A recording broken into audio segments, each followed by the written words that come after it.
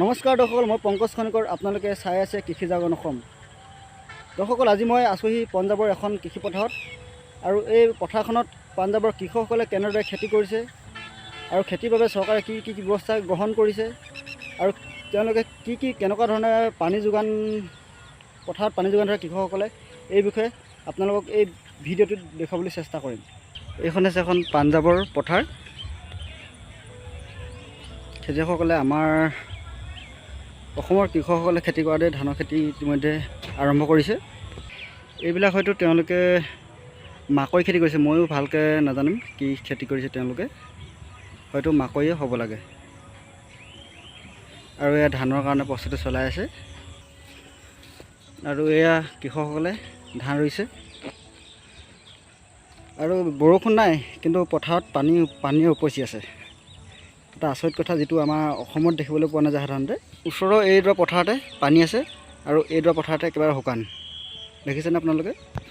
আৰু এই পথাৰৰ মাজে মাজে গছ, খুব ধুনীয়া পৰিৱেশ আচলতে। আমাৰ অসমৰ পৰা অলপো বৰ বেছি পৃথক নহয়, একেই। আপুনি দেখিব ফেচু চৰাইবোৰ আছে, হৈতৃতি চৰাইবিলাকৰ মাত আপোনালোকে শুনিব পাইছে চাগে। আৰু সৌ দূৰত কৃষকসকলে কঠীয়া তুলি আছে। আমাৰ অৱশ্যে ইয়াত মহিলাসকলে ইয়াত বেছিকৈ কৃষি ক্ষেত্ৰখনত জড়িত নহয় আৰু পুৰুষসকলে ইয়াত বেছিকৈ খেতি কৰে। এয়া কৃষকসকলে মাকৈ খেতি, গোমধান, মাকৈ এইবিলাকেই খেতি হ'ব পাৰে।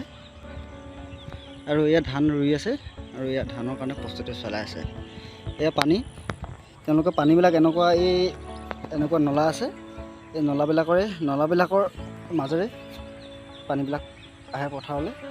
আৰু মই আপোনালোকৰ অলপ দূৰতে আছে এটা পানী পাম্প আছে, বৰিং আছে, বৰিংটো আপোনালোকক দেখুৱাম।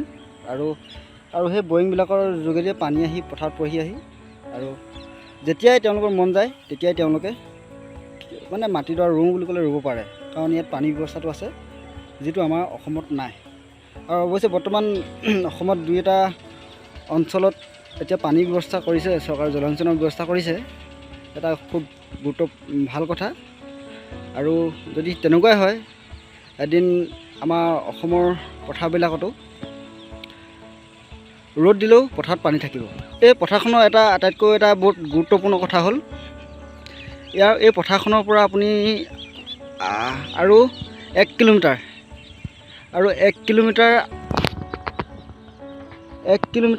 আঁতৰত গ'লে আপুনি পাকিস্তানৰ বৰ্ডাৰ পাব। পাকিস্তানৰ সীমান্ত, এইটো আচলতে ভাৰত আৰু পাকিস্তানৰ এটা সীমান্ত।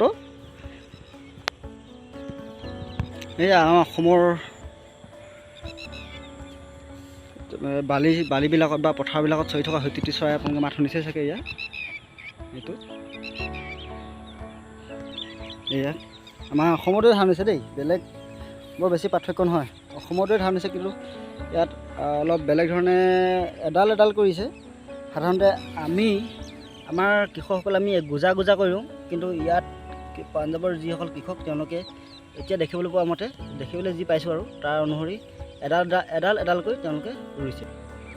পথাৰবোৰৰ মাজে মাজে এনেকুৱা নলা আছে আৰু এই নলাবিলাকেই পানী আহে। সেইটো আপোনালোকে দূৰত দেখিছে এটা বৰিং, আৰু বৰিংটোত বিজুলী সংযুক্ত। আৰু যেতিয়াই পানী লাগে কৃষকজনে, তেতিয়াই তেওঁলোকে পথাৰত পানী দিয়ে।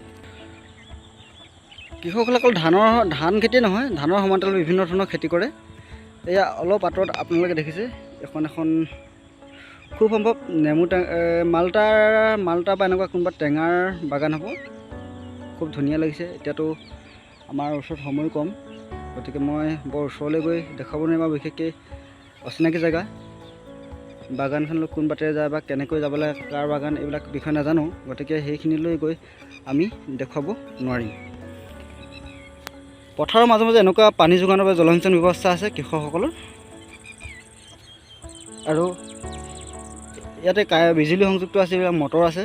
মটৰ মানে কি আৰু, মটৰ আছে, চুইচ দিয়াৰ লগে লগে পানী আহি এই মটৰ চলিব। মটৰ চলি এইফালে পানী আহি পথাৰত পৰিব। পথাৰত মানে যিডৰাত পানী লাগে সেইডৰালৈ পানী নলাই গুচি থাকে। মই আগতে কৈছোঁ, এই পথাৰখনৰ পৰা প্ৰায় 1 কিলোমিটাৰ বা 900 মিটাৰ দূৰত্বতে আছে পাকিস্তানৰ বৰ্ডাৰ, আৰু পাকিস্তানৰ বৰ্ডাৰ আপোনালোকে মই জুম কৰিলে নেদেখিম, ইয়াত এটা নলা আছে, নলাটোৰ কাষে কাষে অলপ গছ আছে, গছখিনিৰ বাবে আমি সেই পাকিস্তানৰ বৰ্ডাৰটো আমি দেখিবলৈ নাপাম। খুব ভাল লগা পৰিৱেশ। গোটেই পথাৰখন মই এবাৰ দেখুৱাই দিছোঁ আমাৰ অসমৰ কৃষকসকলক, তেওঁলোকে ভাল পাব দেখি।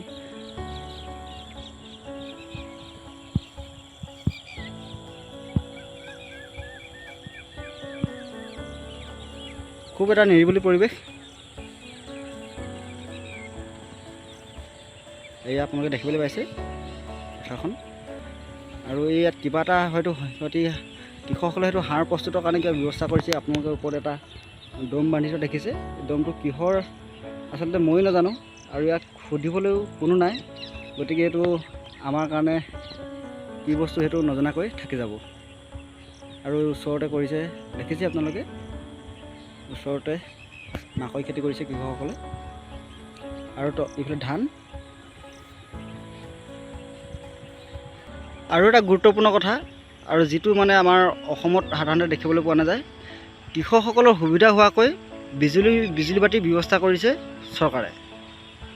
এই আপোনালোকে দেখিছে, পথাৰতো দেখিছে বিজুলী ব্যৱস্থা কৰিছে, কাৰণ ইয়াত খেতিক বহুত গুৰুত্ব দিয়া হয়, যিদৰে আমাৰ অসমত গুৰুত্ব দিয়া নহয়। আৰু খেতিক গুৰুত্ব দিয়া ফলস্বৰূপে আপোনালোকে দেখিবলৈ পাইছে কৃষকৰ সুবিধা হোৱাকৈ পথাৰৰ মাজে মাজে বিজুলী বাতি মানে বিদ্যুতৰ ব্যৱস্থা কৰিছে। আৰু যিসকল কৃষকে প্ৰয়োজন হ'লেই বিজুলী সংযোগ কৰি পথাৰখনত খেতিডৰাত পানী যোগান ধৰিব পাৰে।